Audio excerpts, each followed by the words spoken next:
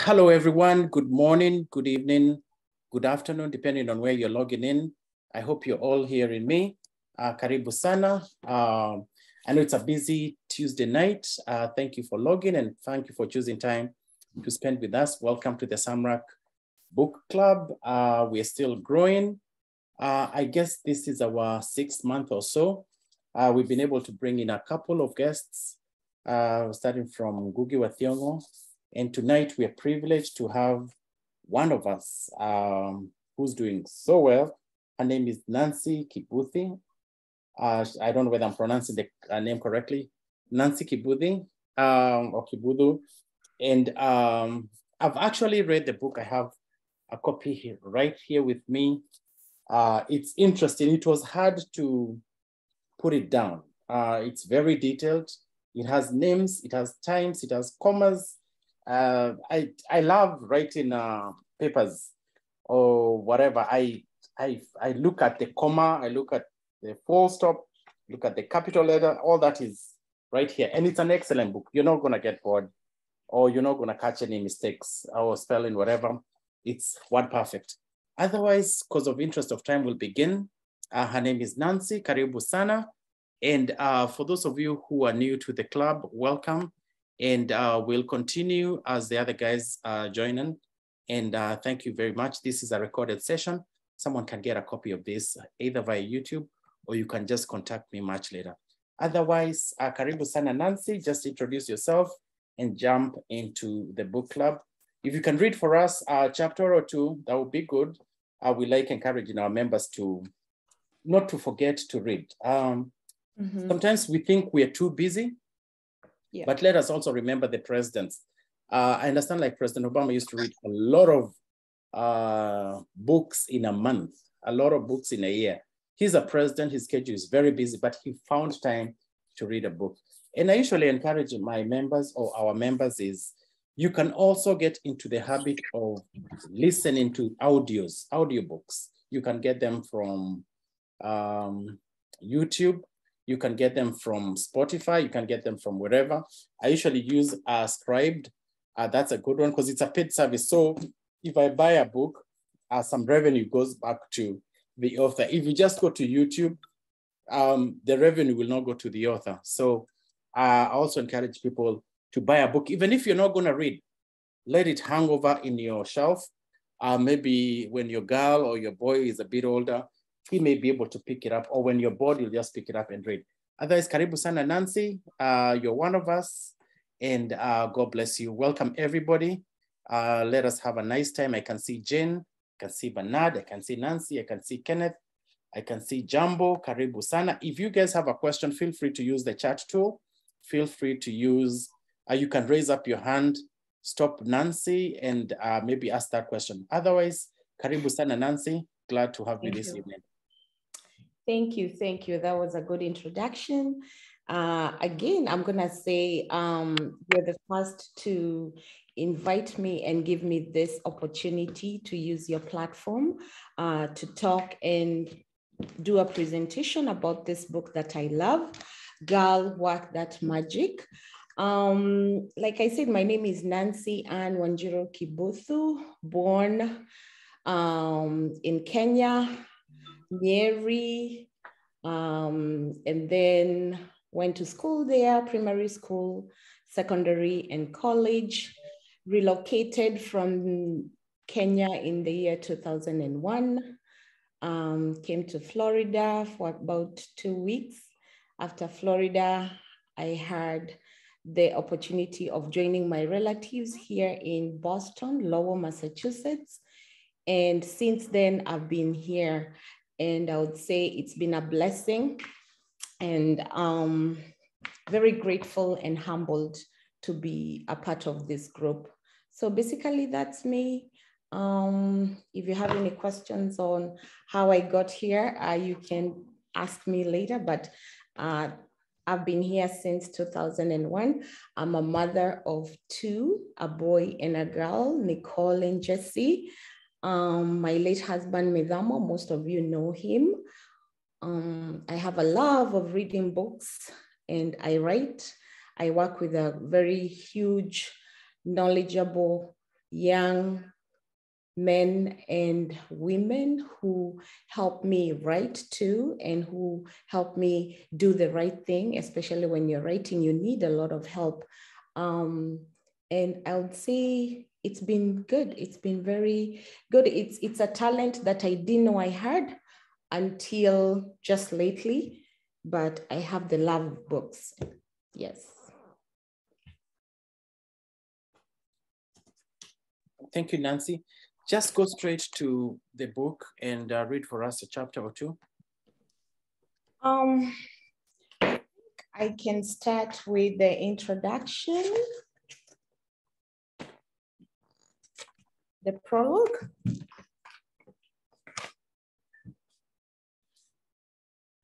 It's some minutes to 10 a.m. on a Sunday.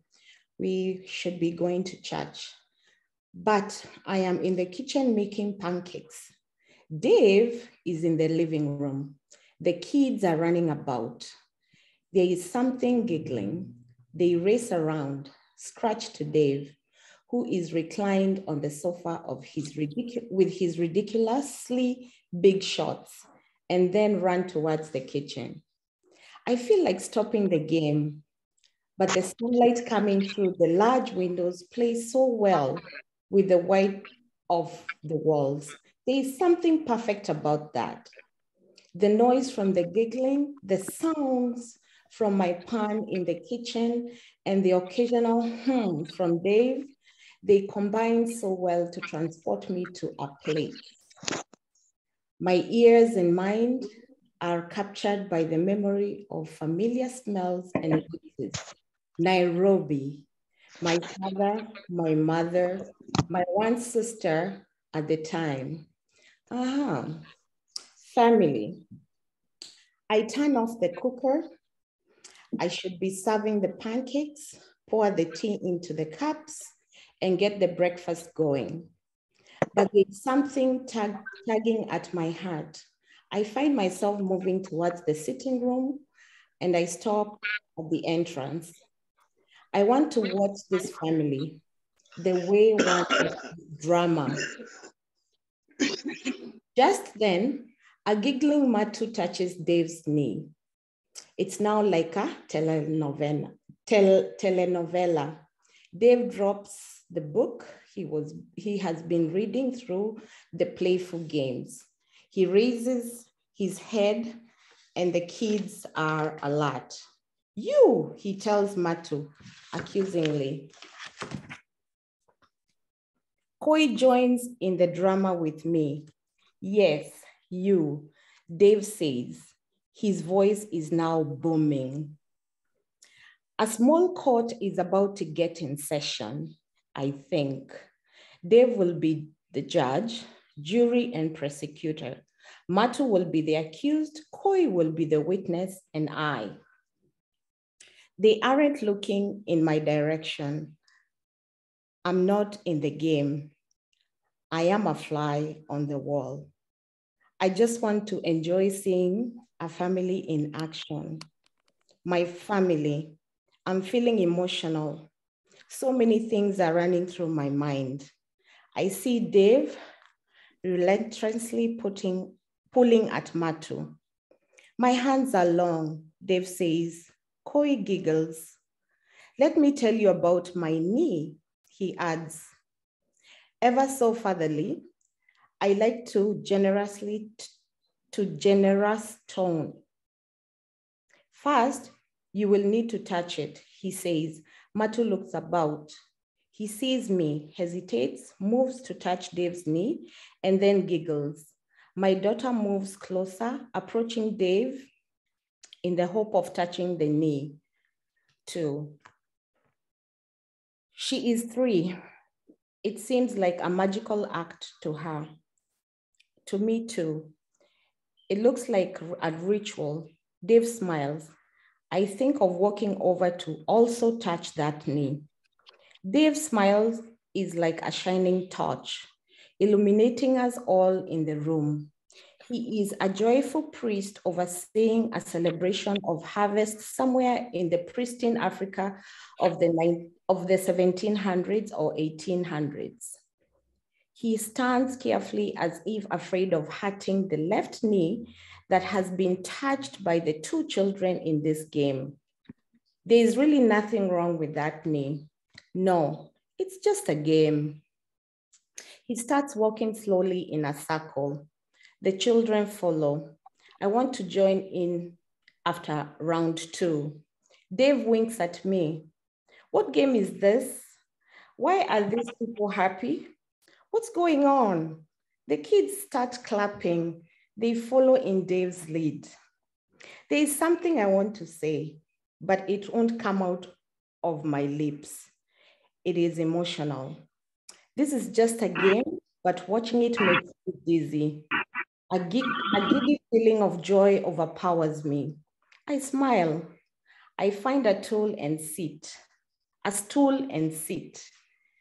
The circular movements of Dave and my two children have stopped. He looks up at the ceiling. They look up too. He starts speaking. It sounds like he is chanting. Do you want to know a story about my knees? He asks. Yes, the kids scream. David sits like a sage. The kids sit on the floor surrounding him, looking up at him. Once upon a time, there lived a being. He cheerfully begins. What is a being, Dad? What is a being? Koi asked desperately. They have all bought into the story. David clears his throat and continues.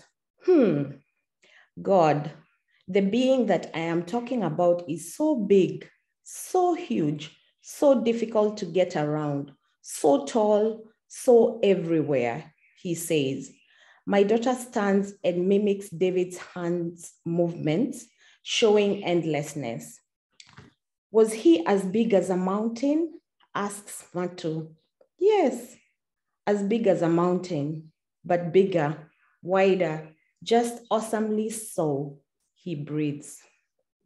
And then presses Koi. And then Dave starts playfully. He is enjoying this. The attention is all on him. He winks at me again. I have been hooked by the story too. And then the being is his vastness stood up. He looked around and breathed in and out. That means everything trembled and shook. The waters in the ocean and the rivers, the trees and their roots planted on soil, and the hills with their vegetation and animals. Hey, and the mountains and the rocks, they all rolled like balls because God had breathed. He walked about a little, thinking in his majestic way, and came to a conclusion. I will make a people, and they shall own all the cows of the world, he says. Says Matu. My daughter joins in the fun. I am tempted to add my own but David carries on. The being stopped suddenly and slapped on his knee. And what happened? What happened is that the knee, which was like a heel, opened up, like a wound, but this time there was no blood. Instead, a man walked out with his cows. A man walked out of God's knees with his cows. He led them down the hill into the plains, to the grasslands, what we call the savannah. He sang songs to the animals. He was a Maasai man. Have you ever heard of a Maasai man? Maasai? Asks Matu. No, Dave says, correcting. Then follows the beautiful noise of the children trying to say Maasai. I stand and walk back into the kitchen. This is like a dream. It reminds me of my childhood, that part of my childhood where I got to learn about the origin of the people of Kenya, my country. I'm so grateful to Dave. I feel so grateful for having a husband who can dig up a story from the past to give the children some necessary sense of belonging. I see a reflection of myself on the window in the kitchen and shed a tear. I feel so blessed to be alive, to have Dave, the children, this house, and this country, this America, to awaken to a realization that deep within me and possibly within each and every one of us is that magic, a God-given power within us to excel in life. Yet, I know that I belong somewhere, a place where my magic was harnessed. I belong to a community back in Kenya who, like the Maasai, have a story of how they came to be. This is my story, working that magic within me. It is like a dream. Thank you. I'll take about 3 minutes to read chapter 27, and then we can jump into the questions and you can tell us a little bit more on why you wrote the book and all about the book. Page 169 on this book. When people say you don't have a conscience, they mean that you're as dirty as a pig, that you are lower than an animal. This world is going to give you opportunities to make money, a lot of money through crooked means, through cheating people and abusing them and killing your fellow human beings. She looked a little haggard. I was afraid she might fall and faint.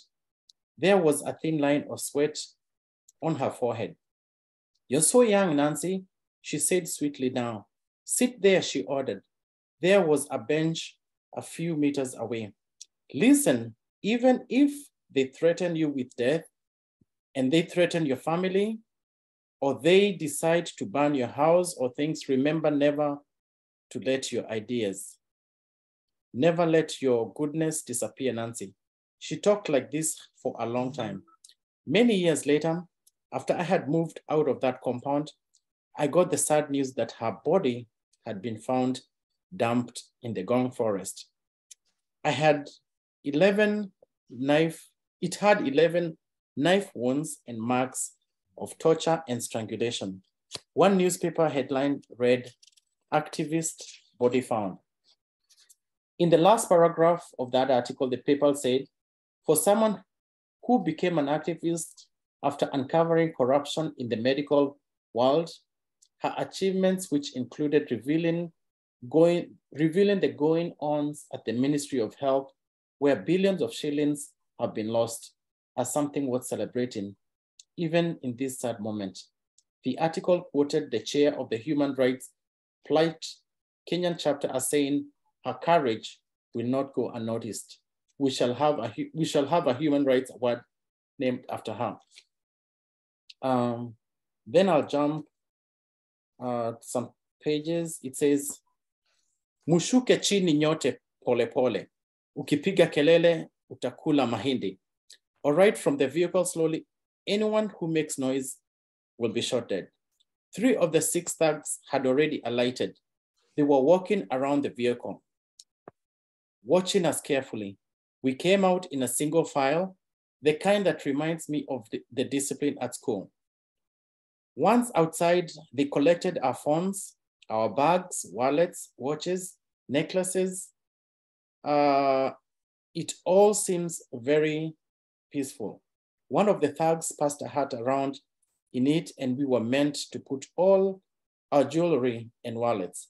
My bag was taken away easily. There was no protesting. Each of the thugs had a pistol aimed at us. Toeni nguo, mkae vile mlizaliwa. Undress and get naked like the day you were born, shouted the ringleader. When I hesitated, a gun-wielding member of the gang came up to me and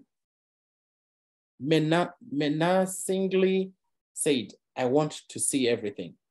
When he moved a little, an elderly woman who was undressing told me to undress or they will kill you, my daughter. She was trembling. It was a pity. How had things become this bad? The compound we were in had heaps of metal piled up high. The walls were clearly high, and the gun-wielding thugs had closed the gate, which we had come through. There was no escape. That is that chapter, but we'll finish maybe some other time. We can jump over to questions. I'll start and then we'll open up to all the other guys. And Nancy, why did you write the book? I understand this is your second book. What gave you the motivation? What is the book all about? I've read, but you can let us know what is the book all about. Yes. The reason why I wrote the book is because over the years growing up, I had that in my bucket list. I really wanted to write a book because I have the love of reading books. In 2019, I got the chance to sit down for a very long time, reflect, think, put together my thoughts, and come up with actually my first book.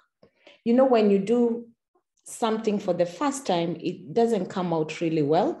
So I don't advertise that book so much, which is this one right here. It's called Beyond All Limitations. I was basically mourning at that time when I discovered that I could write. And it's like I was writing a letter to my kids and David, who had just passed on. So I had the time to do all that. And that's why I was able to start writing. My second book, which I love very much, I think I've done a better job. It's my second book, Girl Work That Magic. This book is mainly telling you or me or anybody out there to bring out that thing in themselves, that uniqueness out and work it. That uniqueness is what I call magic. We all have that thing in ourselves that we do so well. It's like a habit. It comes out so well. I don't know what you do, but I know, SAMRACK, whatever you do on this platform is effortless. You do it so well. I couldn't do it. That's the magic I'm talking about. And we all have it. It could be a man, it could be a woman, you could be a doctor, a lawyer, a chef, a hairdresser. Whatever you do and you love so much and you do it so well, is that it's the magic I'm talking about.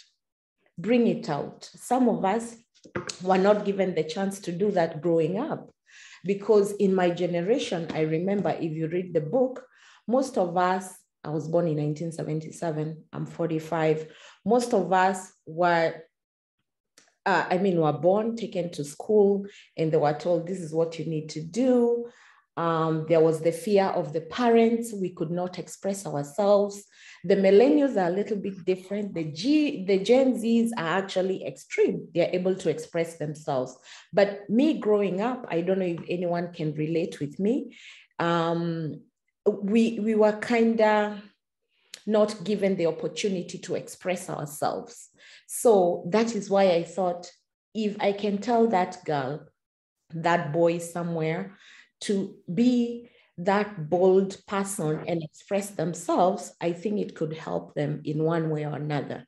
And that's why I wrote the book, Girl Work That Magic. It's also a book to amplify your gifts and talents. It's also a book for the parents, also the mothers and the fathers of this world, to let their kids be. Nowadays, the world is so small and the kids are doing so much with what is going on around them. So just let them be. They have talents. They can create music. They can write books and articles. So many things are happening in the world, and I think they're able to express themselves. And this is a book that just tells that person to amplify their voices and do whatever they want, say whatever feels is good or whatever feels wrong to you, bring it out too and talk about it. Don't be afraid like we were, especially in my generation. that's why I wrote the book, and I hope I've explained it in a broad way, unless anyone has any questions. Okay, when you're growing up, which authors did you admire, or which books did you used to read? Or is there one book you can say, you guys need to read this book, you guys need to check out this author's book? I've read so many books, but there's one book I love very, very much, and I think I should share. Has anyone read this book, Atomic Habits? Yes. Yes, it's a very good book. To me, I read it and then I go back to it, and I would say it has changed my life. I love that book. I also love a book by Martha Beck. It's called The Way of Integrity. I'm reading that book right now. I love Michelle Obama's book. I have not been able to finish the book by Obama. It's huge, but I read books that just are very motivational, books of self-development, business books. And I enjoy basically reading such books because I want to be a better person tomorrow or in the future. That's why I go to those books. I don't read fictional or any other books. I just like development books. Very good. We'll open the floor for anyone with the questions.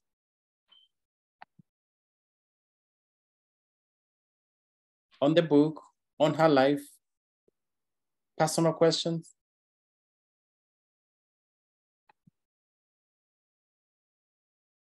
Okay, as we wait, so when you're writing a book, Nancy, do you have a journal that you write the first draft or foolscaps or whatever it is, or you have a laptop where you save them on WordPress, or no, where you save them on Word and then you transfer them later? How do you do it?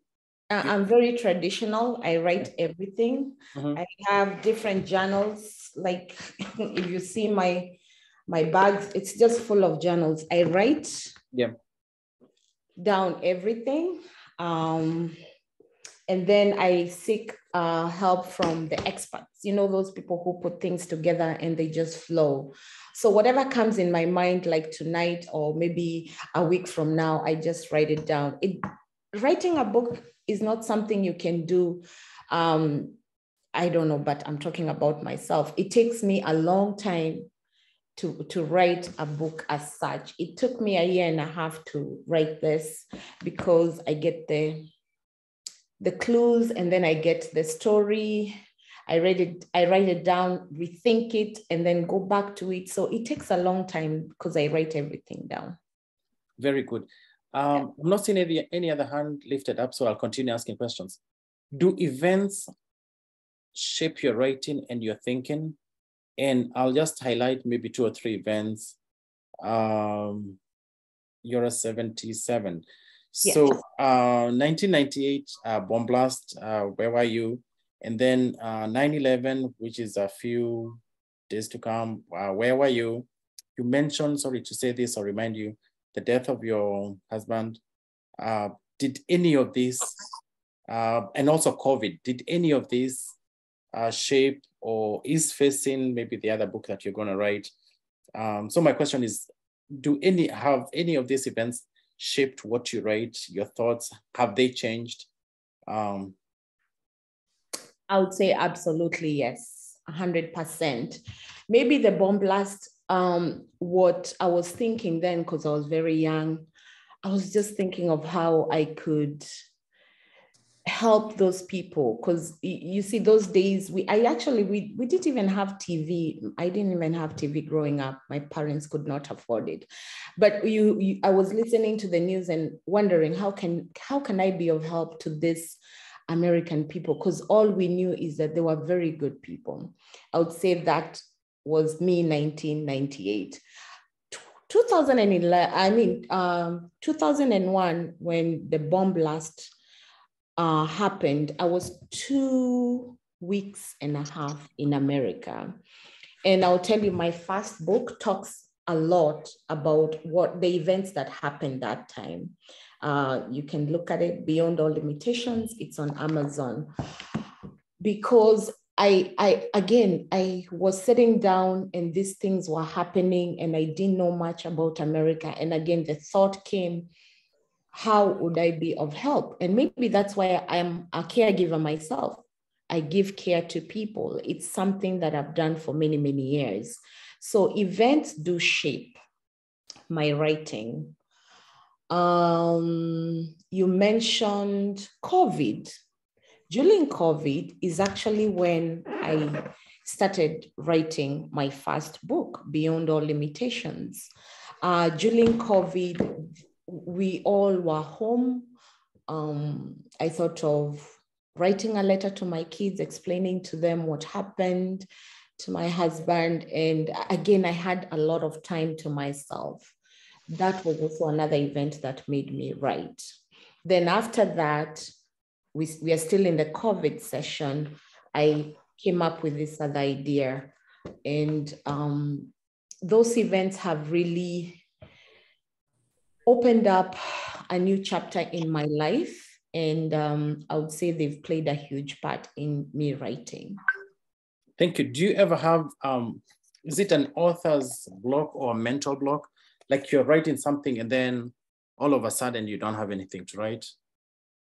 Oh yeah, sometimes I get that. And again, writing is not something that I do professionally. I do it for fun. It's a hobby. So I get to some weeks that I don't have anything to write. I just read other books. And some weeks I get natural information that flows. And I'm working on something else actually, which is flowing very well. And I'm praying that it continues so that in the next 6 months I'm done. But it's not something that flows with me all the time. It comes and goes. Give us two famous Kenyan authors and two famous American authors. Wow, Kenyan authors. Well, Ngugi wa Thiong'o. Correct. There's, I can't remember this lady. Well, I'll say just because I've watched her again many times on social media. I have her book. It's upstairs. Her name is Liz Ntonjera because she's a mentor for the youth. I love her book, which is Youth Can. I feel like that's a calling for me too, because I try to support the youth. Those two. American authors, I do love this guy very, very much. His name is James Clear. James Clear. I do love Martha Beck. I love Oprah. I love T.D. Jakes because I'm a Christian. I also read his books. I read many, many books. Yeah, a lot. Thank you. Where do you see a lot in terms of technology is changing? Where do you see ourselves in the next like 10 years when it comes to like reading, writing? That question was raised up by somebody else that I network with. To tell you the truth, I think the paper books may disappear in the next few years. We might just be able to use the gadgets. Like if you go to the stores, they are becoming smaller and smaller. And I think that's the way we are headed to gadgets. And I don't think the paper books will be anymore in the 10 years. Okay, thank you. Yeah, my local Barnes and Noble closed, so that's why I asked that question. Any questions for our lady Nancy? The floor is open. I'll give you a few minutes. Good job, Nancy. Thank you. Yes, Bernard. Yes, I have a few questions. One, well, I haven't read the book yet, so maybe if you could just go through briefly on the theme and the storyline and the idea behind it, and what was the main source of inspiration to write the book. Okay. And also on the marketability of the book. How has the general public perceived the book in terms of sales, in terms of comments, in terms of reviews, and how has that impacted your outlook on how you view your work vis-a-vis on how you'd be inspired to do other works of writing? Well, I hope I'm gonna be able to answer all those questions, but the story in this book is the story of how we grew up, how I was brought up in my generation. The story is the way our parents took us to school. Education is very important, but we were not able to express ourselves with all the talents that we could be having in us. So when I decided on the topic of this book, Girl Work That Magic, I was basically trying to tell everyone they have that magic in themselves and they can let it out. They can try and do other things because there's talent out there. It's basically also a book that I wrote because it's a hobby for me. So the marketing part of it, yes, I'm doing marketing, but not as much because it's basically a hobby and I'm giving back to my community. I forgot to say that all the proceeds that I get from this book are going back to my community back in Kenya because I try to mentor the youth, both girls and boys. I try to educate them and I try to promote the skill part of our daily living because most of the youth in Kenya or in Africa, they're well educated, they have their master's degrees and all that, but they are limited on the skills, techniques they can learn to open businesses or do things for themselves. This book is actually going to do that in Kenya. I started a nonprofit organization, which is called Dream Center, and that's what we are doing with the funds that I get from this book. So I'm trying to market. Sam, again, I can't thank you enough. I'm so speechless, humbled, and grateful because you called me. It's hard to market a book while you're trying to bring up your kids, you're trying to go to work. So it's been a little bit of a challenge on my side on the marketing part, but I'm really trying. It is on Amazon. You can get the book on Amazon, and also in Lowell, I try to support one of the bookstores in Lowell, which is called the Lala Books. In Kenya, I will tell you the truth. When I published the book in April, it was well received in Kenya. It's doing very, very well in Kenya. Went to some social media platforms like Kameme, K24, Kak TV, and I was able to do some interviews. So in Kenya, it was well received and the marketing is going very well over there. But over here, I have not been able to do it. And I'm praying Sam is gonna help me do that. Yes. Thank you. Oh, I forgot to say one thing. I was also interviewed by a South African radio station. Somehow they heard about the book and they wanted me to talk about it. So yes, it's gone as far as that. And they had the word from Kenya, not from here. So, and they're doing the marketing for me too. Okay, another question. You seem to have a very tight schedule between work, kids, and writing. When do you get the time and how do you divide your time between all that to get time to, because I know some people take like a year off from work or a few years to go places just to get that inspiration, that kick, so that they can be able to have that sense of imagination and creativity, that flow. Mm-hmm. So I wonder if to you that has been a challenge, and what are your thoughts on that? So where do I get the time? Anyone that knows me, this is just me. I'm basically someone who's always at home reading in the evening. I read a lot, and I also write. Also an early riser who wakes up very early in the morning, reads and write.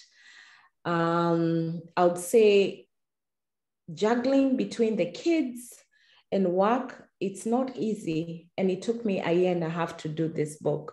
So I just have to create the time to do it. But I would say, if you love doing something and you're doing it with a purpose, a good purpose, you get the drive, you just go beyond yourself to do it.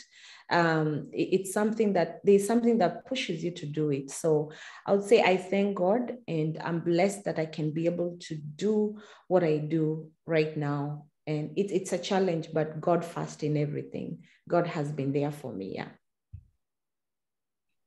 All right. So now what can you say, or how can you categorize your genre of writing? Is it, you said you normally focus on nonfiction? Mm-hmm. Is it inspirational? Is it are you just is it freestyle, wherever your thought, however way your thought flows? Where do you think we can be able to categorize the genre of your art of writing? Okay. I think I would put myself in the motivational, inspiring, probably teaching the young kids and promoting the youth. And again, I'm just telling you what I think I am. I also do this out of my experiences, what I've gone through in life, and what has happened to me is what I write in the books. So it is my life story, my experiences, putting them down and making a story come, a flow, basically. That's what I would say. All right, okay. Yeah. Now, how do you envision the future? Like now, there's some authors who, at least every year, they have to do a book, or every 2 years.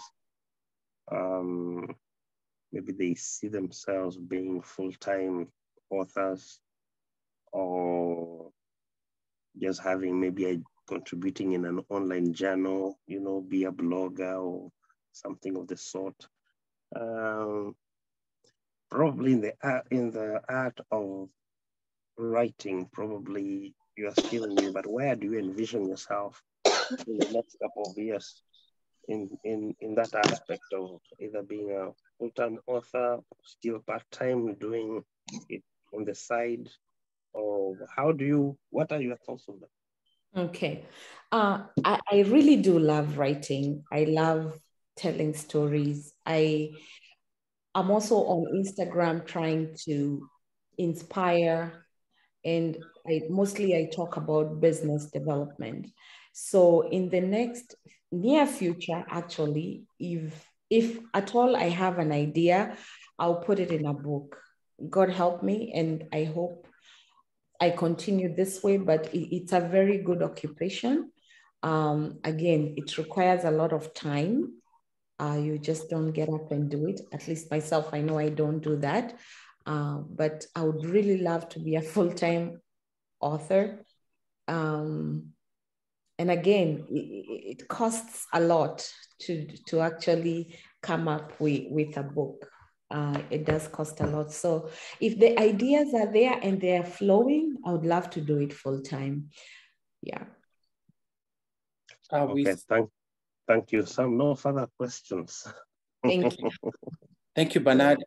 We can ask Jane, and then after Jane, Anne Kabugi Njue. Your hands are raised. Hello. Hi.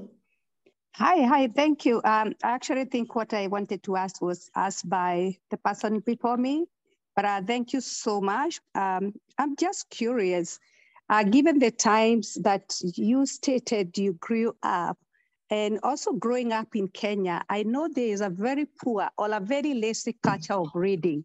It's actually dying. Probably you can shed some light. What tools did you have, or what prepared you for this, that interest of reading and writing, given the context and the environment and the resources that we grew up in, assuming you also grew up in that kind of context where there were no books apart from maybe limited literature books. You go home and that's it. You do the exam and that's it. And given, whenever I go back, I love to read myself and my daughter loves to read.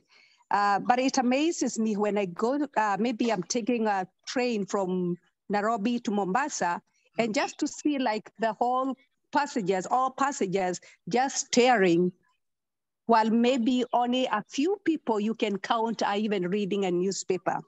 So what tools prepared you for your love of reading, for your love of writing, and how can we also help to transfer that, especially to our kids? Because for us at this, maybe this generation, it's hard probably to pick up that habit if people don't have, if someone doesn't have the interest already. What shaped you, your love for reading? Hi, Jane. That's a very good question. So what shaped my love of reading? What tools were provided to me? So my love of reading started a long time ago. Growing up, I know we didn't have the resources, the many resources that were presented to us so that we can be able to read and become writers right away. But I remember going to the library. My mom would take me to the library in Nyeri, if anyone knows where it was. It's in Nyeri, but she would really struggle to pay for my fare to go to the library. So I would give thanks to my mom and my dad too. Even right now, as we speak, my mom still writes. And I was a very good student in grammar. I performed very well in the early ages. So I would say I might have taken the habit from my mom, my dad, and also they pushed me to go to the library. But I'll tell you something, Jane, what you said about Kenyans and reading, it's dying. It is very true. Simply because I think they don't have the libraries closer to them. And that is why I said all the proceeds I'm getting from this book are going to a nonprofit organization called Dream Center. In the Dream Center, there's a section where there's going to be a library and another section where everyone interested will be taught how to do skills like carpentry, welding, catering, hairdressing, things like that. But part of it, a huge part of it will be a library. And if possible, we'll have computers and paper books. I've already started shipping a lot of books. I get books from all over the city. Actually, in Westport and Lowell, I've gotten a lot of books. So I'm trying to give back to the community because I saw that coming. I saw the urge of reading and the lack of resources in my own village. I saw that a long time ago. And so I decided to build the library, give back to the community, and collect as many books as I can, because it's sad that the reading is dying. Yes. Thank you so much. And should you ever need books to ship, I'll be happy. I have tons of them, tons and tons. My daughter has read about 500 books right now. She's 14. Oh, wow. Yes, so I have tons to share. Okay, I'm collecting books, and Sam will help me with that too. Jen. Yes, Sam. How can you read 500 books? Not me.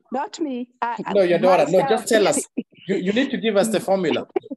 Yes, and that is what we did during COVID. All we did was to supply other kids with the books she had read. We would drive and drop books, and from our girls from our Sunday school, and the girls were also able to pick up on that. So you have to light that fire to other people. But for myself, I was a teacher of literature back in Kenya for the longest time. So that is where my love for reading came from. Awesome. Wonderful. Yeah. We have two hands are raised, Anne Kabugi and then an iPhone. Go ahead. Hi, everyone. Hello. This is Anne. I'm sorry I look like I'm in a dark place. I'm inside my car. Everything I'm hearing here is very inspirational. I am learning so much. Nancy, you're doing a good job. I love that book. I've been reading it. The question I have for you is if you could go back to when you were younger, that little girl who was not exposed, did not know how to maybe express themselves, what would you tell that girl? I'm asking that because I was in the car with my son. I was taking him for soccer practice. We are privileged in this country that we have the chance to do these things for the kids. But I'm just thinking, even for myself, there's so many things I wish I knew back then. And as he was listening, he had, questions about sometimes he can't understand that we did not have that much exposure. We did not have that much resources. But just for the sake of that younger person who is struggling to know what's the next step, what would you tell your younger self if you were to go back? Okay, what would I tell my younger self? I think I would tell my younger self that you went through so much, but you thrived after all, because growing up without the books, growing up without that voice, going through so much in the school system, we all know what happened in the school systems in Kenya back then. You would be whipped if you didn't know how to spell something, or if you didn't perform very well in a class. And yet I'm able to be here. I would actually clap for myself and say, kudos, you actually did well. I would also tell that girl not to be afraid to voice up. Whatever is in your heart, don't hide, just let it out. Tell us what is happening. That girl should have been able to actually voice up in each and every situation she was in. There was a lot of bullying. We didn't know it was bullying back then. I could not write anything in Kikuyu, but I was being taught in Kikuyu, because if you read the book, we transferred from Nairobi to Nyeri and everything was in Kikuyu. It was so hard. I got bullied. I would tell that girl, kudos, because you went through that and you overcame. We need to educate our girls and our boys not to be afraid to say what is happening to them. There are so many things nowadays. They're gadgets, and the systems over here, they can be good, but some of them are really critical. And as parents, we should venture into talking to our kids on a regular basis. Give them that power to amplify their voices, not to be afraid. Be their friends, but also their tough parents. Always extend a hand of them wanting to do things different. They are so talented. Express that will of taking them to soccer practice like you're doing. Express the will of taking them to do coding if you can. These gadgets are good, but how can we use them? What can we do to make them better the lives of their kids? So that girl did well. It was hard, she did well, and that's why she's here right now. And so many of them can do that too. Did I answer your question? Absolutely, I appreciate it. Thank you. Okay. We have an iPhone. Hi, Nancy. Hi, Sam. It's Grace. Okay. Yeah. Nancy, I just have a quick question I was just listening about the Dream Center. My question is, are you having a specific criteria on whoever is coming into the Dream Center? Because, okay, you're talking about the workshops that are there and the books and everything else. Is there like a specific age limit? Are you using criteria? Like, or is it just open to public? Actually, there's a criteria. Thank you for asking that question. As we speak right now, there are two sections of the Dream Center. We already have about 800 kids that we have adopted, and we are trying to support them with the basic needs of their daily living, which is education, food, and some medical support.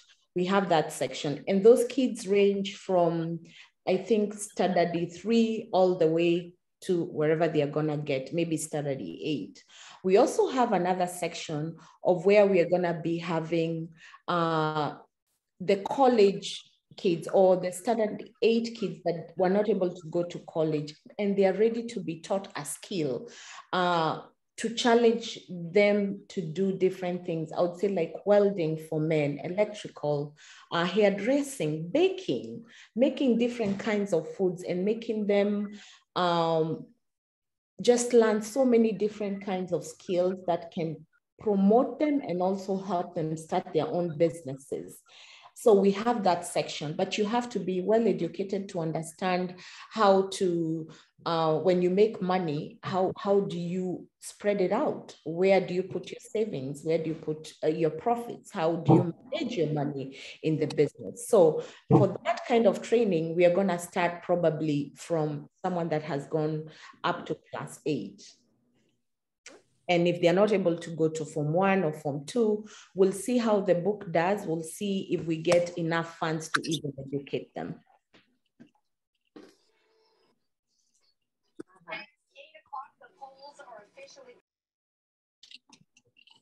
Thank you, Esther. Thank you, Nancy. Do we have any other questions for Nancy? Someone asked, where can we buy the book and how much is it? Yes, the book is on Amazon. You can get the book from Amazon. And you can also get the book from Lala Books in Lowell. It's on Merrimack Street. We have the books there. It is $20 from Amazon, but I think when you go to Lala Books, I think it's more than that. Could be $27. So that is where you can get the book. If you're in Kenya, we are on social media. We are on, I'll send you, I can't remember the name of the platform itself, but I'll send you the information and you can put it on your platform, Sam, so that they can be able to get it in Kenya too. Thank you for the inspiration that you have been to us. You're a blessing. Share with us your social media handles, and then after that, we'll let Nancy Moturi ask a question. Social media handle? Yes, social media. I'm on Instagram, Nancy A. Kibuthu, Facebook, Nancy A. Kibuthu. Yes, those are the handles I have for now. Thank you. Yeah. Nancy Moturi. Hi, thank you for giving me this opportunity. I have a question for Nancy. It's like the main focus of the book is for the youth. So my question to you is, are you thinking of writing books for adults? Nancy, that's a very good question. Yes, I could. That is if I get the storyline and I get the idea, absolutely. My mind is open for anything that could be inspiring for adults too. Yes, yes. Then there's a comment, great job, Nancy. I pray that your Dream Center idea may thrive and go beyond Nyeri to other counties, a nation, and the entire world. I like your eloquence. You don't sound Nyerian. What impact has the book has on your kids? Are you passing the writing baton to any of them? From Z. Okay. My kids, my daughter, is very much into books, but I don't know about the writing part of it. She reads her own fiction stuff. She has read my first book, just about to finish the second book.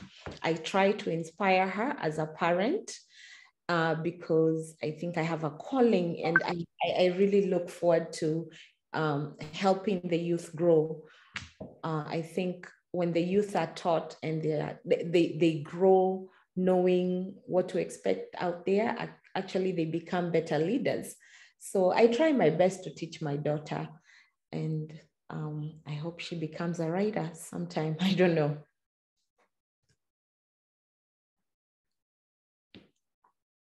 Any question from Jambo?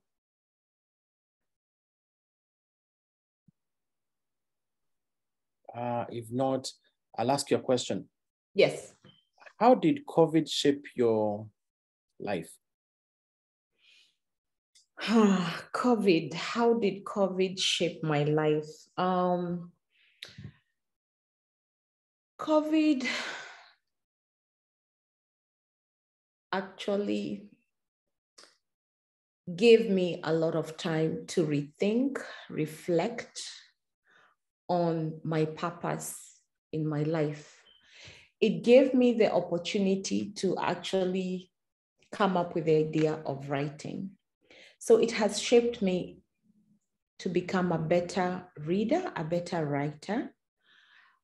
Unfortunately, I know we lost a lot of lives. And I came to realize how fortunate we are to be in this world. So why not do the right thing and give back if you can? So I have become a better person and appreciated life, appreciated everything that I have, I think because of COVID. Before we were on every hour you're running and running and running, but this thing came and it actually just opened up my mind in a sphere of maybe a few months. I knew very well, no matter how much money you have in this world, it doesn't matter. Money is not everything. Money is not happiness. But life, peace, family, a soft place where you can fall in case of crisis, that family connection was very important to me. And I realized that we've been missing a lot. So COVID opened my mind to appreciate life, family, and the little things that we all look and forget that we have. Thank you, Nancy. Any other 2 questions, then we close? Questions for Nancy or thoughts?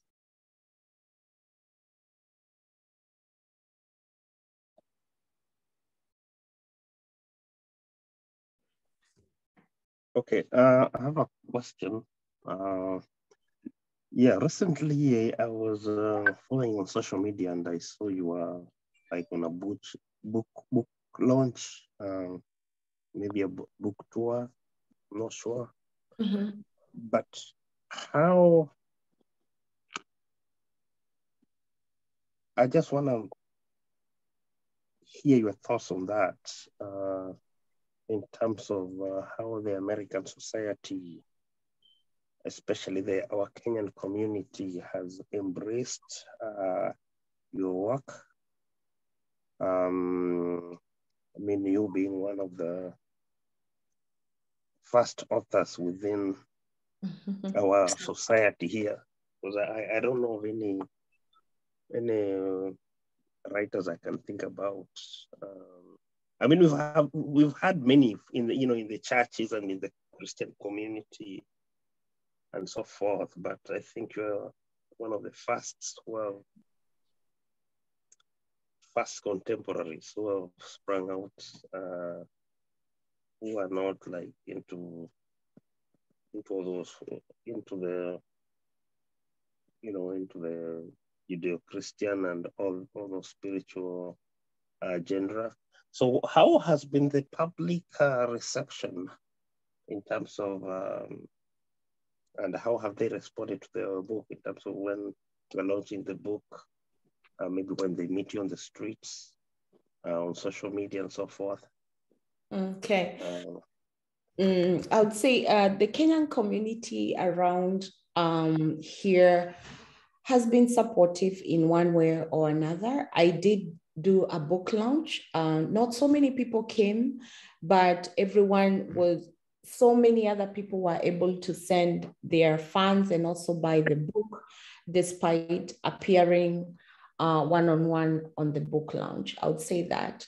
As Kenyans, we also, I think, need to support our own Kenyan businesses, our own Kenyan community. We need to have an open mind because it's good to get support from your own people, because they're the people that relate with your stories.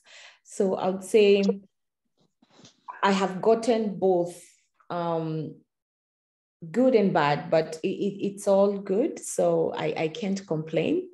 Probably it's also my fault. I didn't do a lot of marketing on this book, but I'm planning to do that because of time. On the American side, part of it, it's doing very well in Amazon. It's doing very, very well, especially the first book actually does very, very well every time I talk about it, because I network a lot out there, and they like the book. Yes. Someone wrote, do you hope to write in Swahili, Kikuyu, and maybe other languages? Well, I have never thought of Kikuyu, Swahili. I think Swahili, it's a difficult language. I need to be taught to write in Swahili Sanifu. But I would say the sky is the limit. We can try it. I know I'm not good in Swahili, but why not? Very good, very good. Yeah. Have you read John Keriamete, his books? I did a long time ago. Yes, I can't tell you what year, but I was young. Yes, I did. Oh, very good. And then I think this will be the last questions. Then we close. It's 8:10. Mm-hmm. Assume there are guys in this forum already. They have all the journal written, the notes written. How do they jump to the next step of producing a book? How does the budget, without necessarily sharing your intellectual, rights or privileges, how much should someone budget for? Do you need an expert to help you spell check? Yes. Layer the book, design the book. Yes, I give an estimate on how many pages. Within 1 or 2 minutes, can you tell us, like, what's the next step? You want to write a book, what's the next step? Do you call someone and you dictate to them your story? What's the actual process of getting that book written? So there are different channels on how you can start writing a book. First, write yourself. What do you want? Well, you get that idea and then you start writing. Secondly, like I said, I network with a lot of women around here. I would say I network a lot. So start networking with people. You never know, you may find someone that can edit your writing. There are those experts out there that put things together, put the paragraphs together for the story to flow. They edit everything for you. Again, you get also the IT guys. I can't do this. Actually, I had to hire people to do all this. So it's just a phone call away. They are all over. Just Google and you'll see they are all over. But I would also say that the team of people I work with are people in Kenya. Kenya, we have very well-educated young men and women. They read, they edit, they create, the flow of the story. It could be expensive over here, but you can also venture in Kenya. You can get a lot of people that can help you write a very good book in Kenya. So come up with your story, write it down, and then send them the story via soft. And budget-wise, Kenya is the way to go. By doing that, you're giving somebody maybe who doesn't have a job in Kenya, you're giving them a job, and you have to write a contract to do all this. So I believe they are all over the place and you can get help. Thank you very much. we've come to the end of the meeting tonight, the book club meeting tonight. I'm sure we'll invite you another time. I'm not sure whether it's next Tuesday, but we'll invite you another time. I feel like we've only covered like halfway. There's so many other questions we feel like to ask you. And as I mentioned, there's another meeting going on, a HRP meeting going on. Some of our members are there. And we really thank you for choosing to spend time with us. And from all the members who are here, who logged in, we want to say thank you. And you're doing an amazing job. I didn't know much about the Dream Center. That's huge. And keep it up. And David, you want to say something? Yeah, I'm sorry I came a little bit late. Yeah, we are all into all this, but I just want to encourage her very much. I'm a writer myself, and all the challenges that she has gone through, I have also gone through them, and I just want to encourage her. And as at least her case is a little bit different. If she has kids, it makes the situation even more challenging. But I just want to encourage her and ask her to keep focused on the ball. And yeah, the sky is no longer the limit, but is only the lower limit. Thank you. Thank you, David. Thank you, David. Yeah. Anyway, thank you very much for you guys logging in, and we'll announce our next meeting. And it's been an honor, Nancy, to have you in our meeting tonight. Thank you very much. It's been a pleasure, humbled, so grateful. Keep doing the good job and supporting our Kenyan community. The platform you offer to all of us is just amazing. Thank you too. Asante sana. And I hope you have some books in your trunk, just in case like you meet someone you... I have a lot of books, I do. Yeah, we need to get this book out. It's a wonderful, wonderful book. Thank you, I appreciate it. Yeah, thank you everyone who logged in. God bless you. Bye. Thank you so much. Bye, thank you. Bye. Bye. Thank you.